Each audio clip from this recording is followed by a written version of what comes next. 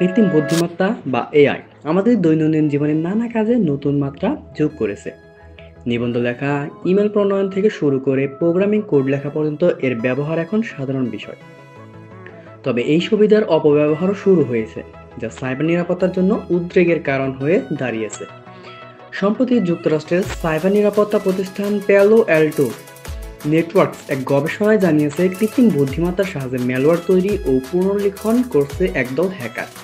কৃত্রিম বুদ্ধিমত্তা নির্ভর লার্জ ল্যাঙ্গুয়েজ মডেল এলএলএম ব্যবহার করে তারা পুরনো ম্যালওয়্যার কোড এমনভাবে পরিবর্তন করছে যা দেখতে সাবেক প্রোগ্রামিং কোডের মতো।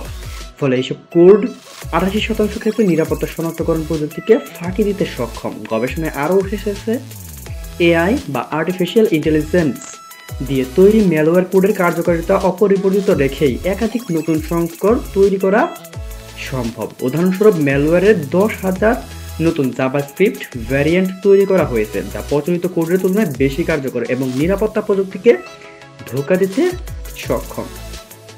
এই উদ্ভাবন সাইবার নিরাপত্তার ক্ষেত্রে একটি বড় ধরনের চ্যালেঞ্জ তৈরি করছে। কৃত্রিম বুদ্ধিমত্তার এই ধরনের অপব্যবহার ঠেকাতে আরও উন্নত শনাক্তকরণ পদ্ধতি এবং সাইবার নিরাপত্তা প্রযুক্তির প্রয়োজনীয়তা এখন অত্যন্ত গুরুত্বপূর্ণ।